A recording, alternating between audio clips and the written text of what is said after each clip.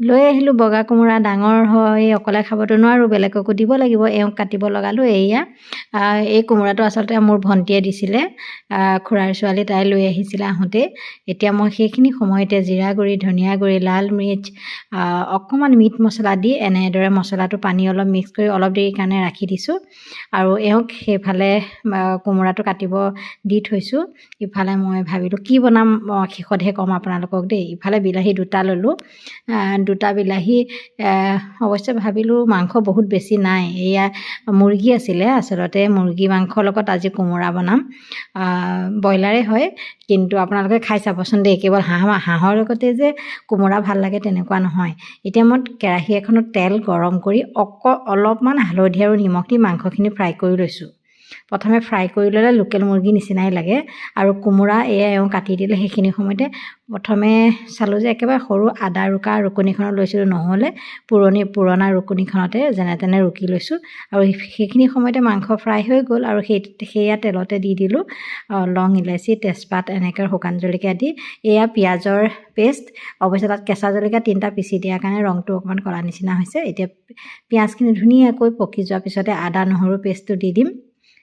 আদা নহৰু অৱশ্যে থেতেলিয়াই লৈছিলোঁ, এইখিনিও এতিয়া ধুনীয়াকৈ পকাব লাগিব। এতিয়া মছলা যে পেষ্ট বাতি এটা যে মিক্স কৰি থৈছিলোঁ, সেই মছলাখিনি মিক্স কৰি দিলোঁ। আকৌ মছলাখিনিও ধুনীয়াকৈ অলপ দেৰি ভাজিব লাগিব। ধুনীয়াকৈ ভজাৰ পিছতে বিলাহী, মই যিখিনি কাটিছিলোঁ যে এটা বিলাহী, সেই বিলাহীটো ইয়াতে দিব লাগিব। কাৰণ বিলাহী মানে 2টা দিম বুলি প্ৰথমে ল'লোঁ, কিন্তু মাংস কম আছিলে যে। এতিয়া নিমখ দি দিলোঁ, নিমখটো দিয়াই নাছিলোঁ।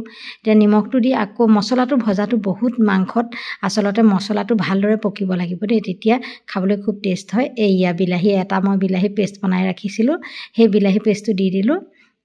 এতিয়া আৰু অলপ দেৰি ভাজি ভালদৰে উতলাৰ পিছত একেবাৰে পকা মছলাটো খুব ধুনীয়াকৈ পকিব লাগে। তাৰপিছতে দি দিলোঁ ৰুকি লোৱা কোমোৰাখিনি। কমকৈ লৈছোঁ, কেৱল 1 টুকুৰা কোমোৰা দিছোঁ ইয়াত, কাৰণ মাংস অলপ কম হয়। সেইবাবে আপোনালোকে যদি 1 কেজিমান মাংস হয়তো আধা ফালমানো দিব পাৰে কোমোৰা। এনেদৰে কোমোৰা দি মাংস খাই চাবচোন, খাবলৈ ইমানেই বেছি ভাল লাগে নহয়। ফাইনেলি মছলা পূৰা কোমোৰাৰ লগত মিলি ধুনীয়াকৈ হৈ গৈছে। আৰু এতিয়া আমি ইয়াত মাংস দিবই পাৰোঁ। মাংসটোতো অলৰেডি ফ্ৰাই কৰি লৈছিলোঁ যে, মাংসখিনি দি দিলোঁ। এতিয়া আমি ঢাকি ৰাখি দিম অলপ দেৰি সিজিবৰ বাবে, সকলোবিলাক মিলিবৰ বাবে হৈছে। ফাইনেলি হৈ গ'ল। এতিয়া গৰম পানী দি দিছোঁ উতলিবৰ বাবে। পানীটো নিজৰ জোখমতে দিব লাগে। আপোনালোকেও কোমোৰাৰ লগত এনেদৰে মাংস খাই চাবচোন, চিকেন ভাল লাগে নাই মোক জনাব। খুবেই ভাল লাগিছে, আমি খাই কিন্তু খুবেই ভাল পালোঁ। আজিলৈ আহোঁ, বাই।